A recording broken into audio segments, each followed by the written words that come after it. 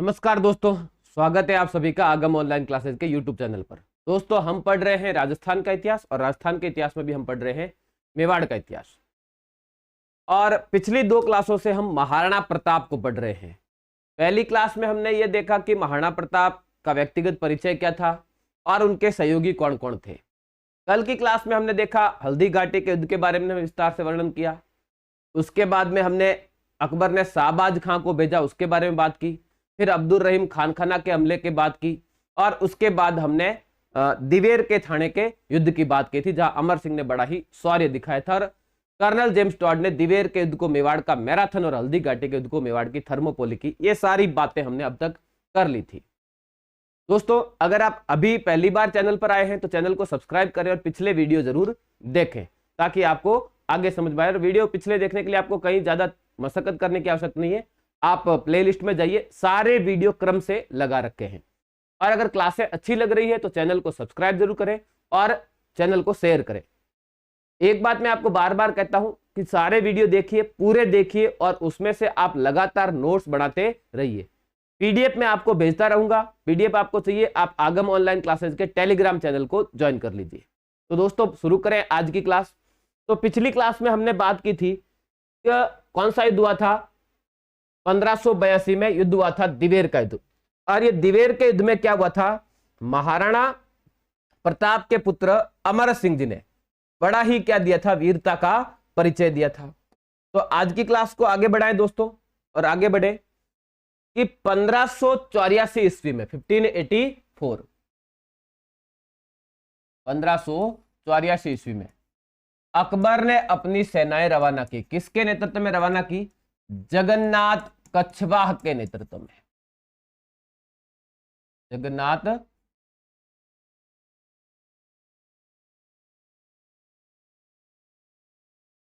कछवाह के नेतृत्व। ये सेना लेकर कब आए थे?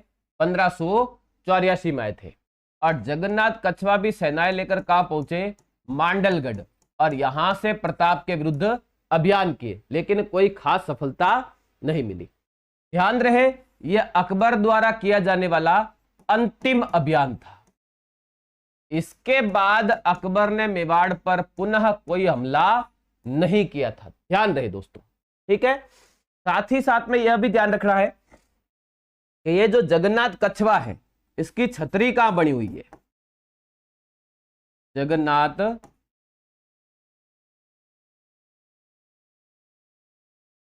कछवाह की छतरी, जगन्नाथ कछवाह की छतरी बनी हुई है मांडल। मांडल पड़ता है भीलवाड़ा। ध्यान रहे, मांडलगढ़ नहीं, केवल मांडल। मांडलगढ़ भी भीलवाड़ा में है और मांडल भी भीलवाड़ा में। और ध्यान रखना, जगन्नाथ कछवाह की जो छतरी है वो कितने खंभों की है? 32 खंभों की है। और एक फेमस 32 खंभों की छतरी कहां पर है? फेमस 32 खंभों की छतरी रणथंभौर के किले में है। इसको भी आप ध्यान रखोगे। वो किसकी है? अमीर के पिता जैत्र सिंह की छतरी, जिसको हम क्या कहते हैं? न्याय की छतरी कहते हैं, अमीर की कचहरी कहते हैं। तो जगन्नाथ कछवाह की भी छतरी कितने खंभों की है? 32 खंभों की। और कहां बनी हुई है? मांडल भीलवाड़ा में बनी हुई है। अब इसके बाद क्या हुआ? इसके बाद बताया जाता है कि महाराणा प्रताप की आर्थिक स्थिति बड़ी ही कमजोर हो गई थी। और कमजोर होने की स्थिति क्या, किस लेवल तक कमजोर हो गई थी? तो कुछ विद्वानों ने तो यहां तक लिख दिया है कि इसके बाद महाराणा प्रताप की स्थिति इतनी कमजोर थी कि जंगलों में रहते हुए घास की रोटियां खानी पड़ी। आपने कविता भी सुनी होगी, अरे घासरी रोटी वन विलावड़ो ले भाग्यो नैनो अमरियो रोपड़ियो। जरा सोचिए, क्या इस समय तक अमर सिंह बच्चा था? भाई, अमर सिंह का जन्म हुआ कब है? अमर सिंह का जन्म हुआ है 1559 में। और घास की रोटी खाने की स्थिति हल्दी घाटी के युद्ध से पहले नहीं आ सकती, जो कब हुआ था? 1576 में। यह कैसे संभव है ना? अगर हल्दी घाटी के युद्ध के समय की भी बात करें तो अमर सिंह कम से कम 17 साल का होता है। और कविता में कहा गया नैनो अमरियो रोपड़ियो। कुछ विद्वानों ने लिख दिया कि यह अमर सिंह नहीं था, महाराणा प्रताप की बेटी थी। ध्यान रहे, महाराणा प्रताप के कोई बेटी नहीं थी। कुछ लोगों ने लिख दिया महाराणा प्रताप की बेटी थी जिसका नाम चंपा था। पूरी तरह से गलत है। महाराणा प्रताप के कोई पुत्री थी ही नहीं। महाराणा प्रताप के पुत्र थे, 17 पुत्र थे, लेकिन कोई पुत्री नहीं थी। ये पूरी तरह से गलत धारणा है। ठीक है, बात यहीं पर समाप्त नहीं हुई। इसके बाद कवि ने यहां तक लिख दिया कि महाराणा प्रताप अपने बेटे को रोता हुआ देखकर इतना व्यथित हो गया, इतना दुखी हो गया कि अकबर के पास संधि करने के लिए पत्र लिख दिया। क्या महाराणा प्रताप आपको इतना कमजोर लगता है कि उसका एक कोई बेटा रो पड़े और वो अकबर की अधीनता स्वीकार कर ले? यह किसी भी स्थिति में संभव नहीं है, लेकिन कवि ने लिख दिया है। और जब ये लेटर अकबर के पास पहुंचता है तो अकबर किसके पास दौड़ता है? पृथ्वीराज राठौड़ के पास। वही ज्यादा उछल कूद कर रहा था दरबार में, अकबर के मजे ले रहा था। तो पृथ्वीराज राठौड़ के पास गया, देख प्रताप का पत्र आ गया है, वो मेरी संधि करना चाहता है, मेरी अधीनता स्वीकार करना चाहता है। ये पत्र पढ़कर पृथ्वीराज राठौड़ ने कहा कि नहीं, मैं ये नहीं मानता कि ये पत्र किसका है, महाराणा प्रताप का है। कवि यहां पर यह कहना चाह रहे हैं कि पृथ्वीराज राठौड़ जानता है कि पत्र प्रताप का ही है, लेकिन वो जानबूझकर अकबर से कह रहा है कि मैं नहीं मानता ये पत्र प्रताप का है। ऐसा क्यों कह रहा है? क्योंकि वो प्रताप से संपर्क करना चाहता है। बिना अकबर की आज्ञा के अगर पृथ्वीराज राठौड़ प्रताप से संपर्क करेगा तो राजद्रोही कहलाएगा। ऐसे में वो चाहता है कुछ ऐसा करूं कि अकबर ही कह दे कि तू ही कंफर्म कर ले। और बता रहे जोश में आकर अकबर ने क्या कर दिया, पृथ्वीराज राठौड़ को बोल दिया ठीक है तो फिर तुम ही पता कर लो। अब पृथ्वीराज राठौड़ कैसे कंफर्म कर रहे हैं कि पृथ्वीराज राठौड़ ने महाराणा प्रताप को पत्र लिखा, और क्या लिखा कि पातल तो पात सा बोले मुख उता वयण, मिहर पच्छम दिस माह उगे कासम राव उत, कटकू मूछा पाण के कटकू निजतन करद, दीजे लिख दीवान इन तो महली बात एक। इसका मतलब यह है कि हे राणा, मुझे इशारा करके बताओ कि इस बात में कितनी सच्चाई है कि आपने क्या कर लिया है, अकबर की अधीनता स्वीकार करने के लिए पत्र लिखा है। क्यों? क्योंकि तुम्हारे नाम से ही हम क्या कर रहे थे, यहां अकबर के दरबार में बैठे मूछों को ताव दे रहे थे। तो यह बात मुझे तो वैसी ही प्रतीत होती है जैसे सूर्य क्या हो जाए, पश्चिम से उदय हो जाए। जिस प्रकार सूर्य पश्चिम से उदय नहीं हो सकता, उसी प्रकार प्रताप अकबर की अधीनता स्वीकार नहीं कर सकता। लेकिन फिर भी दरबार में ऐसी बातें हो रही है, आप मुझे इशारा करके बताओ कि इस बात में कितनी सच्चाई है, मूछों को ताव दूं या नहीं दूं। ये पत्र पढ़ के बता रहे हैं प्रताप का सोया शेर फिर से जाग गया। और प्रताप ने वापस क्या पत्र लिखा है कि तुर्क कहासी मुख पतो इन तनसु एक लंग। मतलब प्रताप कह रहा है कि ये तन तो सिर्फ एक लिंग जी के सामने झुक सकता है और किसी के सामने नहीं झुक सकता। उगे जाही उग सी प्राची बीज पतंग, सूर्य जिधर से उदय होता है उधर से ही उदय होता रहेगा। खुशी हूं तो पीतल कमद पटको मुछपाण, तुम खुशी से क्या करो, अपनी मूछों को ताव दो। पचखण है जैते कलमा सिर के बाण, प्रताप की तलवार से तो मुगलों के सिर कटे हैं और ऐसे ही कटते रहेंगे।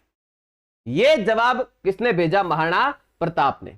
और ये लेटर लेके बताया जाता है अब पृथ्वीराज राठौड़ गया, बोले इधर आ तो अकबर को क्या कह रहा था, प्रताप अधीनता स्वीकार कर ली, देख मेरे पास तो ये लेटर आया है। अब इस कहानी में, इस कविता में कितनी सच्चाई है यह सिद्ध करना मुश्किल है, क्योंकि ना ही तो महाराणा प्रताप का बच्चा इतना, अकबर सिंह इतना छोटा था कि उसके हाथ से कोई बिल्ली रोटी का टुकड़ा लेके भाग जाए। प्रताप की आर्थिक स्थिति कमजोर थी, यह बात स्वीकार की जा सकती है, लेकिन कमजोर का मतलब कितनी कमजोर कि प्रताप के पास खाने को भी कुछ नहीं और मेवाड़ में कोई व्यक्ति प्रताप को खाना खिलाने के लिए भी ना मिले। यहां पर थोड़ा संदेह पैदा होता है। तो कवि ने अपनी कविता बहुत अच्छी लिखी है, कन्हैयालाल सेठिया ने, लेकिन यह कविता लिखी गई है कब?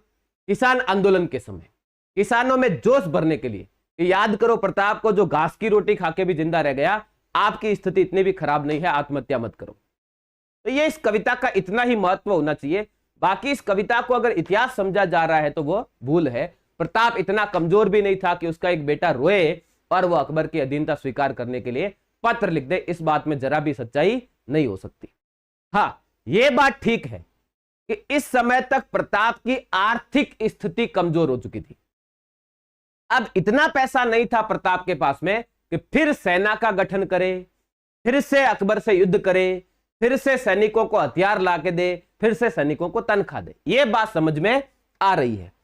तो ऐसी स्थिति में प्रताप क्या करे? तो डॉक्टर गोपीनाथ शर्मा का कहना है कि इस समय प्रताप ने क्या कर लिया था, संन्यास लेने की योजना बना ली थी। ये डॉक्टर गोपीनाथ शर्मा का मानना है कि इसी के बाद महाराणा प्रताप भेष बदलकर क्या हो गए थे, रेगिस्तान की ओर रवाना हो गए थे। और चित्तौड़गढ़ जिले में एक जगह है चूड़िया ना, चूड़िया जलप्रपात बड़ा फेमस है, जगह का नाम क्या है, चूड़िया। और यहां चूड़िया में किससे मुलाकात हो जाती है, यहां पर मुलाकात हो जाती है भामाशाह से। अब ये भामाशाह कौन है? पाली जिले में एक गांव है डोलाप, पाली जिले में गांव है डोलाप। यहां के रहने वाले थे, व्यापारी थे, पीढ़ियों से मेवाड़ में मंत्री के पद पर भी रहे थे, बड़े पूंजीपति थे। और हमने बात की थी ये तो हल्दी घाटी के युद्ध में भी मौजूद थे। ये महाराणा प्रताप को अच्छे से पहचानते थे। तो महाराणा प्रताप भले ही भेष बदले हुए थे, लेकिन फिर भी क्या कर दिया, भामाशाह ने प्रताप को पहचान लिया और ये पीछे भागे। बोले ओ राणा जी, ये ऐसे बेरूपिया बन के कहां जा रहे हो? बोले कहां जा रहे हैं? बोले तो अब क्या करें, इतना पैसा है नहीं कि फिर से सेना का गठन करूं और अकबर से युद्ध करूं। तो बोले अपने बेटे को कहां साथ में लेके जा रहे हो? अमर सिंह। बोले ये भी जिद कर रहा है, मैं भी साथ चलूंगा। बोले राणा जी ऐसा नहीं होता है, अगर सन्यासी लेना था आपको तो फिर उनका क्या होगा जिन्होंने हल्दी घाटी के युद्ध में आपका साथ दिया और आपके लिए प्राण गंवाए। आज भी कई ऐसी जातियां हैं जो प्रताप के सम्मान में अपने घरों में नहीं रहती है, जैसे गाड़लिया लोहार। वर्तमान में भी वो अपना खुद का घर नहीं बनाते। इतना त्याग किया आपके लिए लोगों ने, और अब आप सन्यास ले रहे हो। और अगर आपको सन्यास लेना ही है तो फिर आप लीजिए, बेटे को कहां ले जा रहे हो? मेवाड़ को अपना उत्तराधिकारी सौंप के जाओ। ऐसे नहीं चलता है। अरे बात तेरी ठीक है, लेकिन करें क्या? बोले बात पैसे की है, इतनी बात है? बोले हाँ मैं दे देता हूं। बोले ना ना। बोले राणा जी इतना है कि 25,000 की फौज बनाओ और 12 साल बैठे बैठे खाओ, तब तक तो समाप्त नहीं होगा।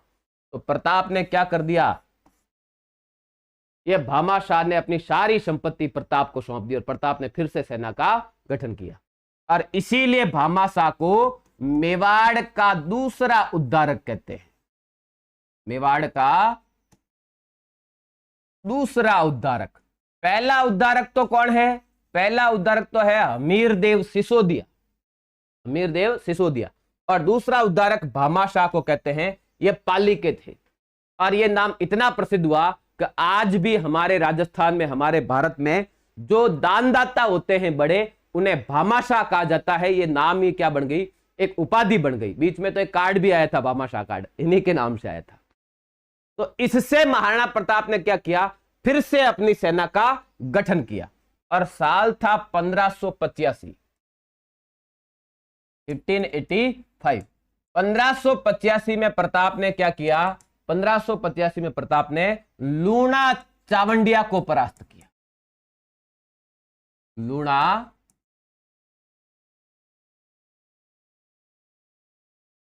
चावंडिया को परास्त किया।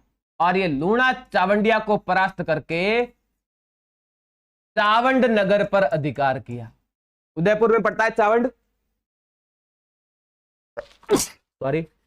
और ये चावंड को क्या बनाया, मेवाड़ की राजधानी बनाया। मेवाड़ की राजधानी बनाया। ध्यान रहे, चावंड मेवाड़ की राजधानी 1585 से लेकर 1615 तक रही। जब तक अमर सिंह ने जहांगीर से संधि नहीं की थी, तब तक मेवाड़ की लगभग 30 साल राजधानी क्या रही, चावंड रही। स्वयं महाराणा प्रताप ने करीब 12 साल शासन कहां से चलाया, चावंड से ही चलाया था। और इस समय महाराणा प्रताप ने चावंड में चामुंडा माता के मंदिर का निर्माण करवाया। चामुंडा माता के मंदिर का निर्माण करवाया। यहां महाराणा प्रताप ने कुछ महल भी बनवाए जो वर्तमान में खंडर की स्थिति में है। और प्रताप के काल में ही एक नई चित्रकला शैली का जन्म हुआ जिसको चावंड शैली कहते हैं। चावंड शैली, ये चावंड चित्रकला शैली की शुरुआत महाराणा प्रताप के काल में हुई थी ना। महाराणा प्रताप के काल में यहां से चावंड शैली, और इस शैली में बाद में अमर सिंह प्रथम के काल में एक चित्रकार होता है नासिरुद्दीन, हम आगे बात करेंगे, जिसने रागमाला ग्रंथ को चित्रित किया था। तो इस चावंड चित्रकला शैली की शुरुआत किसके काल में हुई थी? महाराणा प्रताप के काल में हुई थी। चावंड में ही महाराणा प्रताप की मृत्यु हुई थी। कब हुई थी? 19 जनवरी 1597। कैसे हुई थी? तो विद्वानों का कहना है कि एक नए धनुष की प्रताप क्या करवा रहा था? प्रत्यंचा चढ़ा रहा था, और उस धनुष की क्या हो गई, झटके से चोट लग गई और प्रताप के पसलियों में पानी भर गया था। कुछ विद्वानों का कहना है कि हल्दी घाटी के युद्ध के समय प्रताप के पीठ में एक अंदर ही अंदर गहरा घाव हो गया था, और प्रताप ने उस घाव के बारे में किसी को बताया नहीं, और वो अंदर ही अंदर घाव क्या करता गया? फैलता गया। तो अलग अलग बातें हैं, निश्चित रूप से तो कुछ कहा नहीं जा सकता कि प्रताप की मृत्यु कैसे हुई। 19 जनवरी 1597 को चावंड में ही क्या होती है? महाराणा प्रताप की मृत्यु होती है। और चावंड के पास में ही एक स्थान है बांडोली। ये बांडोली में तालाब के बीच में महाराणा प्रताप की 8 खंभों की छतरी बनी हुई है। कितने खंभों की? 8 खंभों की छतरी। इसका निर्माण किसने करवाया? प्रताप के पुत्र अमर सिंह जी ने करवाया। आगे बात करें तो जब महाराणा प्रताप की डेथ हुई, तब देखो प्रताप की मृत्यु की सूचना अकबर को दी थी कवि दुर्सा आडा ने। किसने दी थी? कवि दुर्सा आडा ने। ये कवि दुर्सा आडा ने प्रताप के सम्मान में क्या की? अकबर के दरबार में मरसियां गाई। क्या गाई? मरसियां। ध्यान रखना, मरसियां राजस्थान के लोकगीत है जो किसी वीर पुरुष के मरने पर उनकी याद में गाई जाती है। तो देखो वहां पर क्या कहा है कवि दुर्सा आडा ने? अस लेगो अणदाग पाग लेगो अणनामी। मतलब अस मतलब घोड़ा। हे प्रताप, तूने अपने घोड़े पर किसी और का दाग नहीं लगवाया, है ना। पहले मुगल दरबार में जो दूसरे राजाओं के घोड़े होते थे उन पर चिन्ह लगता था। पाग लेगो अणनामी, तूने अपनी पगड़ी को किसी के सामने नहीं झुकाया, हमेशा स्वतंत्र रहा। गहलो तराणो जीत गई दसन मूद रसना दसी। अकबर ने क्या कर लिया है? आंखें बंद कर ली है और जीभ को दांतों के बीच में दबा लिया है और उंगलियों को दांतों के बीच में दबा लिया है, और कह रहा है कि हे राणा जी, तुम जीत गए। निसास मुख भरिया नयन तो मृत साह पात साह। प्रताप सिंह आंख बंद करके गहरी सांस ली है अकबर ने, और कह रहा है कि हे प्रताप, तुम जीत गए, मैं हार गया। कौन कह रहा है? अकबर कह रहा है। और यह बात किसने लिखी है? कवि दुर्सा आडा ने लिखी है। कवि दुर्सा आडा का प्रसिद्ध ग्रंथ है विरुद्ध छतरी। विरुद्ध छतहरी। और एक ग्रंथ है किरतार बावनी। किरतार बावनी ये अकबर के दरबार में रहते हुए लिखे हैं। और ये जो विरुद्ध छतहरी है, ये ग्रंथ का तो संबंध महाराणा प्रताप से ही है। ठीक है। प्रताप के दरबार में एक विद्वान रहता था, पंडित चक्रपाणी। पंडित चक्रपाणी ने ग्रंथ लिखा है राज्याभिषेक पद्धति, व्यवहार आदर्श, मुहूर्त माला और विश्व वल्लभ। ये काफी प्रसिद्ध ग्रंथ है, इसको विशेष रूप से ध्यान रखना। आरएस मेंस में भी ये सवाल 2021 वाले पेपर में, 2018 वाला पेपर में, ये आरएस मेंस में भी पूछा गया था। इसके अलावा एक विद्वान रहता था जीवधर। इसने ग्रंथ लिखा है अमर सार। भाई अभी महाराणा प्रताप के दरबारी थे। इसके अलावा सांदुमाला ने 2 ग्रंथ लिखे हैं, झूलना दीवान श्री प्रताप सिंह जीरा। इसके अलावा झूलना श्री अमर सिंह जीरा। सांदुमाला के अलावा एक रामा सांदु नाम का भी विद्वान किसके दरबार में? महाराणा प्रताप के ही दरबार में रहता था। प्रताप से संबंधित कुछ स्थल आपको एग्जाम की दृष्टि से ध्यान रखने हैं। कौन कौन से है देखो। गोगुंदा। गोगुंदा कहां पड़ता है? उदयपुर में। यहां पर महाराणा प्रताप का राज्याभिषेक हुआ, और यह उदय सिंह की क्या रही है? आपातकालीन राजधानी रही है। उदय सिंह की आपातकालीन राजधानी रही है। दूसरा एक गांव ध्यान रखना, मायरा गांव। मायरा गांव भी कहां पड़ता है? उदयपुर में।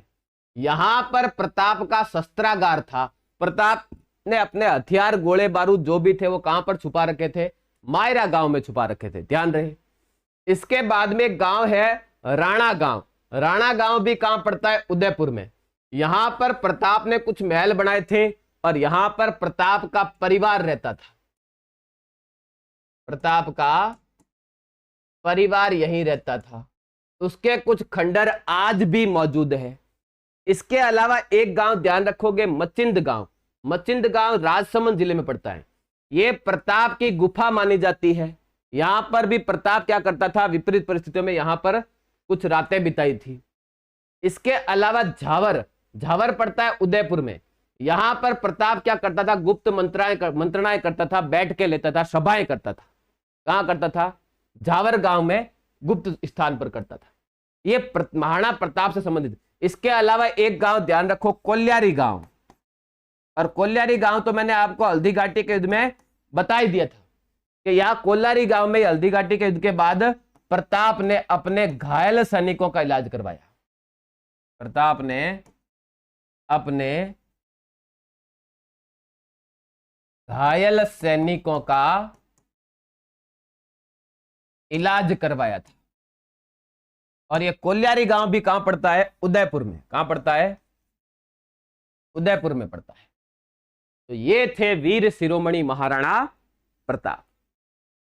19 जनवरी 1597 को ही महाराणा प्रताप के सुपुत्र अमर सिंह जी का राज्याभिषेक होता है। अकबर को लगता था कि जो प्रताप ने हमारे साथ संधि नहीं की, समझौता नहीं की, अब उसका पुत्र तो कर ही लेगा। और अमर सिंह जी ने तय कर रखा था कि जिन मुगलों के सामने हमारे पिताजी नहीं झुके, हमारे पूर्वज नहीं झुके, उन मुगलों के सामने झुकना नहीं है। एक वीर योद्धा के बारे में बात करने हमें, अमर सिंह। देखो, अमर सिंह जी का भी मूल्यांकन ठीक से नहीं हुआ इतिहास में। अमर सिंह ने जहांगीर को 8 बार युद्ध में परास्त किया ना। तो किन परिस्थितियों में मुगलों के साथ अमर सिंह जी को संधि करनी पड़ी, क्या हालात हो गए थे, किस प्रकार से इन्होंने शासन प्रशासन चलाया, ये बात तो हम अगली क्लास में करेंगे। आज हम इतना ही लेंगे। हमने प्रताप के टॉपिक को पूरा करना था। वापस अगली क्लास हमारी सोमवार को होगी। कल रविवार है तो रविवार को हम ऑफ रखेंगे। और कुछ विद्यार्थियों के सेकंड ग्रेड का एग्जाम है तो उनका पेपर कैसा आता है ये भी देखेंगे। और अगर पेपर हाथ लग गया तो कुछ क्वेश्चन पर डिस्कशन भी करने का प्रयत्न करेंगे।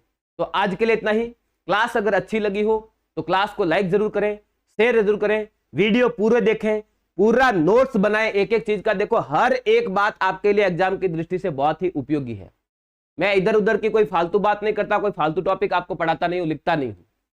जो चीज आपके एग्जाम की दृष्टि से इंपॉर्टेंट है उसी विषय पर बात करता हूं। तो आप ये सारे नोट्स बना लेना। और अगर पीडीएफ चाहिए तो मेरे टेलीग्राम चैनल को सब्सक्राइब कर लीजिए। आगम ऑनलाइन क्लासेज के नाम से टेलीग्राम चैनल बना हुआ है, उसको ज्वाइन कर लीजिए। वहां पर मैं पीडीएफ भेज दूंगा, आप वहां से क्या कर लो, नोट्स अच्छे से बना लो।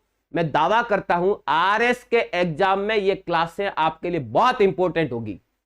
आप पेपर देखे आओगे और मैं एक एक क्वेश्चन बताऊंगा कि ये देखो यहां पर पढ़ाया था और इतने नंबर की क्लास में बताया था।